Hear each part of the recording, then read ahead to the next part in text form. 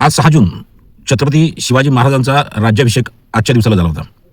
संपूर्ण महाराष्ट्राला प्रेरणा देणारा, ऊर्जा देणारा, शक्ती देणारा आजचा हा जो दिवस आहे, नेमका आज अभिजित दिपके या कॉंग्रेस जनता पार्टीचा संयोजक असलेल्या आपल्या महाराष्ट्रातल्या हिंगोलीसारख्या छोट्या जिल्ह्यातून येणाऱ्या अभिषेक दिपके या युवकानं त्या ठिकाणी सोशल मीडियावर कॉंग्रेस जनता पार्टी नावाने एक मुवमेंट, एक चळवळ त्या ठिकाणी सुरू केली.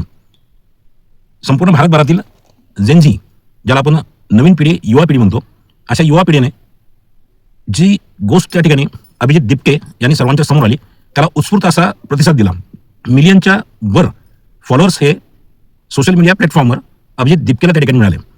एवढ्या मोठ्या प्रमाणात जे काही फॉलोअर्स आहेत, या फॉलोअर्सची दखल देशातील, महाराष्ट्रातील संपूर्ण मीडिया, यूट्यूब चॅनल्स आणि जे काही प्रिंट मीडिया आहेत त्यांनी सर्वांनी घेतली.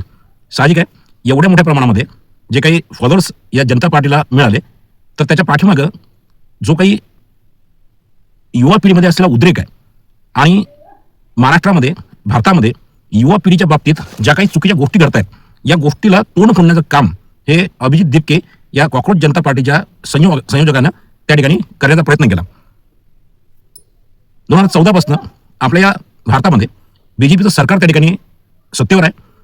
अनेक गोष्टी बीजेपीच्या काळामध्ये चांगल्या झाल्या. ज्या गोष्टी चांगल्या झाल्या, त्या चांगल्या गोष्टीला चांगलं म्हणण्याचं दानत, चांगल्या गोष्टीला चांगलं म्हणण्याचा मोठेपणा हा तुमच्या आमच्यामध्ये आहे. अनेक गोष्टी बीजेपीच्या काळामध्ये त्या ठिकाणी चांगल्या झाल्या, परंतु बऱ्याचशा काही गोष्टी त्यांच्या आयडिओलॉजीमुळे, त्यांचा जो आदर्शवाद आहे बीजेपीवाल्यांचा, त्या आदर्शवादामध्ये अनेक गोष्टी ज्या आहेत त्या चुकीच्या झाल्या. पुरातन काळामध्ये ज्या पद्धतीने मनुस्मृतीचा प्रभाव हा समाज व्यवस्थेवर, समाज मनावर त्या ठिकाणी होता, ज्यावेळेला आद्य संस्कृतीमध्ये 4 वर्ण त्या ठिकाणी मानवाचे, समाजाचे त्या ठिकाणी पाडले गेले होते, ज्याच्यामध्ये उच्चवर्णीय, मध्यमवर्गीय, त्याच्यानंतर व्यापारी आणि शूद्र नावाची ही एक संकल्पना त्यावेळेच्या समाजाच्या ज्या काही रचनाकारांनी, त्यावेळेच्या ज्या काही समाजाच्या ठेकेदारांनी एक इजाद केली होती, ज्याच्यामध्ये मागासवर्गीय, जे काही आदिवासी पीडित, गरीब आणि मजूर म्हणून काम करणारे जे काही लोक होते, अशा लोकांना त्या काळामध्ये शूद्र समजलं जायचं. आज आपण ज्यावेळेला आधुनिक भारताची व्याख्या करतो, किंवा आधुनिक भारतामध्ये बऱ्याचशा गोष्टी त्या ठिकाणी बदलल्या, असा एक आपण स्वतःला समाधान करून घेण्यासारखा एक आव आणतो. परंतु 2014 पासून एक असा फील भारतवासियांना त्या ठिकाणी येताना दिसत आहे की ज्याप्रमाणे पूर्वीच्या काळामध्ये 4 वर्ण होते, ज्याच्यामध्ये उच्चवर्ण, त्याच्यानंतर मध्यम वर्ण, त्याचबरोबर व्यापारी आणि शूद्र, या बीजेपीच्या काळामध्ये अशाच प्रकारची समाज व्यवस्था त्या ठिकाणी करण्याचा एक घाट, किंवा अशा पद्धतीचे वर्ण पाडण्याचा जो काही एक प्रयत्न चालू आहे, हा प्रकर्षानं त्या ठिकाणी जाणवायला लागलाय. या बीजेपीच्या सरकारमध्ये जे काही उच्चवर्णीय लोक आहेत त्यांना एक वेगळा न्याय, व्यापारी आहेत त्यांना एक वेगळा न्याय, आणि जे उच्च मध्यमवर्गीय आहेत त्यांच्यासाठी सुद्धा एक वेगळा न्याय त्या ठिकाणी दिला जातो. आणि पूर्वीच्या काळामध्ये ज्यांना शूद्र समजलं जायचं, आज त्यांना शब्दशः शूद्र म्हणता येत नाही, परंतु आर्थिकदृष्ट्या दुर्बल, त्याचबरोबर असंघटित मजूर, शेतकरी आणि इतर जे काही निम्न स्तरावरील जे लोक आहेत, अशांना शूद्रासारखी वागणूक या बीजेपीच्या काळामध्ये देताना किंवा मिळताना त्या ठिकाणी आपल्याला जाणवत आहे. या सगळ्या गोष्टीमध्ये जे काही तरुण आहेत, जे विद्यार्थी आहेत, या विद्यार्थ्यांना सुद्धा या शूद्राच्या कॅटेगरीमध्ये, या शूद्रांच्या, तथाकथित शूद्रांच्या श्रेणीमध्ये टाकण्याचा प्रयत्न सरकारकडनं केला जातो की काय, अशी शंका प्रत्येकाला त्या ठिकाणी येताना दिसत आहे. त्याला कारण असं आहे की विद्यार्थ्यांच्या बाबतीत आणि जे जेनजी कॅटेगरीमध्ये येणारे जे काही तरुण आहेत, अशांच्या बाबतीत सरकारने जशा पद्धतीनं काळजी घ्यायला हवी आहे, यांच्या बाबतीत सरकारने जसं दक्ष राहणं त्या ठिकाणी आवश्यक आहे, किंवा युवकांच्या समस्या सोडवण्यासाठी सरकारने त्या ठिकाणी तत्पर असायला पाहिजेत, त्या प्रमाणात सरकार त्या ठिकाणी तरुणांच्या बाबतीत, तरुणींच्या बाबतीत, नव्या लोकांच्या बाबतीत, युवा पिढीच्या बाबतीत तत्पर असताना त्या ठिकाणी आपल्याला दिसून येत नाही. त्याला कारण असं आहे की लहान मुलांवर, मुलींवर होणारे अत्याचार, अन्याय रोखण्यामध्ये सरकार त्या ठिकाणी सपशेल अपयशी ठरत आहे. विद्यार्थ्यांच्या सुरक्षेच्या बाबतीमध्ये ज्या काही गोष्टी करणे आवश्यक आहेत, त्या करताना त्या ठिकाणी सरकार दिसत नाही. या युवा पिढीला सर्वात आवश्यक असलेली जी गोष्ट, त्याला आपण शिक्षण म्हणतो, शिक्षा म्हणतो, या शिक्षेच्या बाबतीत अनन्यसाधारण असे गैरजबाबदार आणि निष्काळजीपणाचे प्रकार दररोज त्या ठिकाणी घडताना आपण पाहतोय. मुलांना, मुलींना त्या ठिकाणी शिक्षण घेणे हे अधिकारच आहे. शिक्षण हे त्यांच्या मूलभूत गरजांपैकी एक आहे. अशा या मूलभूत गरजांमध्ये ज्या वेळेला पेपर फुटीसारखे गंभीर प्रकार त्या ठिकाणी घडतात, या पेपर फुटीमध्ये सरकारने त्या ठिकाणी योग्य ती कारवाई त्या ठिकाणी करणे आवश्यक असताना ती कारवाई लोकांकडनं, या अधिकाऱ्यांकडनं किंवा सरकारकडनं केल्या जात नाही. त्याच्यामुळे पालकांमध्ये आणि या विद्यार्थ्यांमध्ये सरकारप्रती एक प्रकारचा असंतोष त्या ठिकाणी निर्माण झाला. यावेळेस 2026 मध्ये नीट पेपर फुटीचा जो प्रकार घडला, यापूर्वी सुद्धा अशाच प्रकारचे पेपर फुटीचे प्रकार हे भारतामध्ये, महाराष्ट्रामध्ये घडलेले आहेत. 2026चा प्रकार हा वेगळ्या प्रकारचा, 2024 मध्ये एकाच सारख्या अनेक विद्यार्थ्यांना सारखे मार्क असणे हा एक प्रकार, आणि त्याच्यापूर्वी अनेक वेगवेगळ्या अँगलने आणि वेगवेगळ्या पद्धतीने पेपर फुटीच्या गोष्टी त्या ठिकाणी घडलेल्या आहेत. 2024 मध्ये माझा स्वतःचा मुलगा ज्यावेळेला नीटची परीक्षा देऊन रिझल्ट घेऊन बसला, त्याच्यानंतर पेपर फुटीचा प्रकार हा उघडकीस आला, आणि ज्या संकटातनं, ज्या अडचणीतनं, ज्या नैराश्यातनं आणि ज्या मानसिक तणावातनं आज 22 लाख विद्यार्थ्यांचे पालक त्या ठिकाणी जात आहेत, 22 लाख विद्यार्थी ज्या तणावातनं त्या ठिकाणी जात आहेत, त्याच तणावातनं मी आणि माझा मुलगा यापूर्वीच त्या ठिकाणी गेलेलो आहे. परंतु ज्या पद्धतीने सरकारने या सगळ्या गोष्टीकडे पाहणं आवश्यक आहे, त्या पद्धतीनं पाहिल्या जात नाही. त्याच्यामुळे कुठे ना कुठे या सरकारवर राग व्यक्त करणे किंवा या सरकारच्या प्रती एक प्रकारचं जे काही एक असंतोषाचं जे काही हे आहे किंवा या सरकारप्रती असलेला राग जो आहे तो व्यक्त झाल्याशिवाय त्या ठिकाणी राहत नाही. अभिजित दिपके यांनी आज प्रथमतः नीट पेपर फुटीचा जो मुद्दा आहे तो सर्वार्थाने त्या ठिकाणी उचललेला आहे. म्हणजे या नीट पेपर फुटीच्या या मुद्द्याला त्या ठिकाणी इग्नाइट करण्याचं काम, त्याला पेटवण्याचं काम हे अभिजित दिपके यांच्या माध्यमातून त्या ठिकाणी झालंय.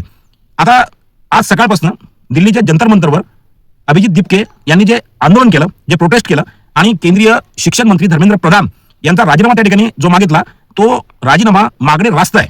आज 5 वाजता हे आंदोलन संपलं. हजारो विद्यार्थ्यांनी त्या ठिकाणी अभिजित दिपकेला या मुद्द्यासाठी समर्थन दिलं. अनेक लोकांनी अभिजित दिपकेला या त्याच्या आंदोलनावरनं ट्रोल करण्याचा प्रयत्न त्या ठिकाणी केला की मिलियन्सवर त्याला जे काही फॉलोअर्स आहेत त्या पटीमध्ये दिल्लीमध्ये आलेले जे हजारो विद्यार्थी आहेत हे तुलनेनं कमी आहेत. परंतु साहजिक आहे, दिल्लीसारख्या ठिकाणी जाणं किंवा विद्यार्थ्यांनी त्या ठिकाणी जाणं आणि त्या ठिकाणी नेमकी काय परिस्थिती उद्भवते, सरकार या प्रोटेस्टला, या चळवळीला दाबण्यासाठी कोणत्या प्रकारचे उपाययोजना त्या ठिकाणी अवलंबते, आणि या विद्यार्थ्यांच्या शैक्षणिक भवितव्याच्या बाबतीत एखादा काही प्रसंग त्या ठिकाणी उद्भवतो का, या भीतीने त्या ठिकाणी विद्यार्थी न येणे हे साहजिक आहे. कारण आता दिल्लीसारख्या ठिकाणी जाणे वाहतुकीचा प्रश्न आहे, त्याचबरोबर आपल्या भवितव्याचा प्रश्न आहे. परंतु जेवढेही प्रोटेस्टर, जेवढेही त्या ठिकाणी समर्थन करणारे लोक आले, या लोकांना दुर्लक्षित करून चालणार नाही. हजारोच्या संख्येने प्रोटेस्टर त्या ठिकाणी अभिजित दिपकेला समर्थन करण्यासाठी दिल्ली या ठिकाणी आले होते. यावेळेच्या पेपर फुटीचा जो काही प्रकार आहे त्याचं सेंटर जे आहे ते महाराष्ट्र आहे, आणि महाराष्ट्रामध्ये या पेपर फुटीचा जो काही चौकशीचा जो काही फास आहे तो फास डे बाय डे आपण ज्यावेळेला पाहत आलोय, याच्यामध्ये एक क्रोनॉलॉजी जर पाहिली तर या पेपर फुटीमध्ये 4 लोक त्या ठिकाणी इन्व्हॉल्व आहेत. त्याच्यामध्ये PV कुलकर्णी, त्याचबरोबर मनीषा मांढरे, मनीषा वाघमारे, मनीषा हवालदार, आणि त्याच्यानंतर एक लातूरचे शिवराज मोटेगावकर हे जे संस्था किंवा क्लास चालक आहेत, या 5व्या व्यक्तीचा या ठिकाणी समावेश आहे. परंतु आपण दररोज ज्यावेळेला या चौकशीच्या सगळ्या बातम्या किंवा चौकशीमध्ये घडणारे जे काही घटनाक्रम आहे या गोष्टीचा जर समजा अभ्यास केला तर यामध्ये मनीषा मांढरे, मनीषा वाघमारे, मनीषा हवालदार आणि PV कुलकर्णी हे जे NTA बिलॉंग करणारे 4 लोक आहेत, याच्या व्यतिरिक्त जो शिवराज मोटेगावकर हा IIBचा त्या ठिकाणी संचालक आहे, या संचालकावर जेवढं लक्ष केंद्रित सरकारनं आणि या तुमच्या तपास यंत्रणेने त्या ठिकाणी केलं, तेवढं लक्ष हे या 4 लोकांवर, ज्याच्यामध्ये 3 मनीषा आणि PV कुलकर्णी जे NTA त्या ठिकाणी बिलॉंग करतात किंवा डायरेक्ट ते केंद्र सरकारला त्या ठिकाणी रिप्रेझेंट करतात, अशा लोकांवर पाहिजे तेवढं लक्ष किंवा पाहिजे तसा कसून तपास या 4 लोकांचा त्या ठिकाणी केला गेला नाही. एकट्या मोटेगावकराला एक मोठा मासा गळावा लागला, आणि त्या माशानेच या सगळ्या गोष्टी केल्या असा जो बनाव या सगळ्या तपास यंत्रणा करत आहेत, आणि एकट्याच माणसाला त्या ठिकाणी जबाबदार धरण्याचा जो काही प्रकार, म्हणजे त्याच्यामध्ये शिवराज मोटेगावकर यांनीच कशा पद्धतीने ह्या सगळ्या गोष्टी केल्या असा जो बनाव आहे, हा सगळा मीडियाच्या माध्यमातून आणि तपास यंत्रणेच्या माध्यमातून केल्याचा जो काही सगळा फार्स आहे तो आपल्या लक्षात आला. वास्तविक पाहता ह्या 3 मनीषा आणि एक PV कुलकर्णी यांच्याशिवाय हा पेपर त्या ठिकाणी फुटला नाही. शिवराज पाटील मोटेगावकर यांचं मी या ठिकाणी काही समर्थन करत नाही, परंतु शिवराज मोटेगावकर यांच्याकडे हा जो पेपर आहे हा जोपर्यंत NTA मध्ये असलेले जे काही कर्मचारी आहेत, जे पेपर सेटर आहेत आणि वेगवेगळ्या जबाबदारीवर काम करणारे जे काही NTA लोक आहेत, ते जोपर्यंत हा पेपर फोडत नाहीत तोपर्यंत मोटेगावकरपर्यंत हा पेपर पोहोचणे शक्य नव्हता. परंतु या सगळ्या तपासामध्ये जो फोकस आहे तो मोटेगावकर यांच्यावर ठेवण्यात आला. आता त्यांच्याकडे गरगंज संपत्ती आहे, त्यांनी वेगवेगळ्या ठिकाणी त्या ठिकाणी प्रॉपर्टी घेऊन ठेवल्या, तर या प्रॉपर्ट्या कुठे आहेत, कशा आहेत, त्यांची प्रॉपर्टी केवढी आहे, या सगळ्या गोष्टीवर लोकांचं आणि पालकांचं, विद्यार्थ्यांचं लक्ष, संपूर्ण महाराष्ट्रभराचं आणि भारताचं लक्ष कसं डायव्हर्ट होईल याचा प्रयत्न या तपास यंत्रणेने त्या ठिकाणी केला आहे. बेशक नो डाऊट त्या ठिकाणी शिवराज मोटेगावकर हा दोषी आहे, परंतु त्याच्यापेक्षाही ज्या काही NTA बिलॉंग करणाऱ्या ज्या काही व्यक्ती आहेत, ज्याच्यामध्ये PV कुलकर्णी आहेत, मनीषा मांढरे, मनीषा वाघमारे आणि मनीषा हवालदार या आहेत आणि यांच्यावर कंट्रोल करणारी एनटीए आणि एनटीएवर कंट्रोल करणारे शिक्षण मंत्री, केंद्रीय शिक्षण मंत्री आणि केंद्रीय शिक्षण मंत्र्याच्या वर जे काही केंद्र सरकार आहे या सरकारमध्येच या सगळ्या त्रुटी त्या ठिकाणी आढळलेल्या आहेत. परंतु एनटीएला त्या ठिकाणी सही सलामत बाहेर काढणे, जे काही त्या ठिकाणी दोषी आहेत, जे एनटीएला बिलॉंग करतात, जे रिप्रेझेंट करतात केंद्र सरकारला, अशा लोकांना सोयीस्करपणे हेतुपुरस्सरपणे बाजूला करून एकट्या शिवराज मोठेगावकर यांना टार्गेट करण्याचं जे काम त्या ठिकाणी झालेलं आहे हे त्या ठिकाणी चुकीचं झालंय. आज प्रत्येक पालकाला या सगळ्या गोष्टी माहिती आहेत, विद्यार्थ्यांना त्या ठिकाणी माहिती आहेत, परंतु विद्यार्थी 21 जूनच्या नीट परीक्षेमध्ये त्या ठिकाणी एंगेज आहेत. या सर्व गोष्टीवर विद्यार्थी त्या ठिकाणी आपलं लक्ष देऊ शकत नाहीत, कारण त्यांना त्यांचं येणारं जे काही एक्झाम आहे, नीटचं जे काही परीक्षा आहे त्या परीक्षेवर त्या ठिकाणी कॉन्सन्ट्रेट करणं आवश्यक आहे.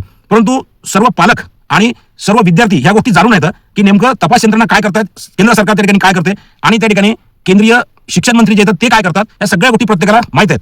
असो, आज छत्रपती शिवाजी महाराजांच्या राज्याभिषेकाच्या दिवशी आपल्या महाराष्ट्रातल्या हिंगोलीच्या अभिजित दिपके या तरुणांना भेडसावणाऱ्या ज्या समस्या आहेत, तरुणांना त्या ठिकाणी मानसिक त्रास देणाऱ्या ज्या गोष्टी आहेत त्या गोष्टीवर त्या ठिकाणी बोट ठेवलं आणि या चळवळीला त्या ठिकाणी अभिजित दिपके यांनी सुरुवात केली.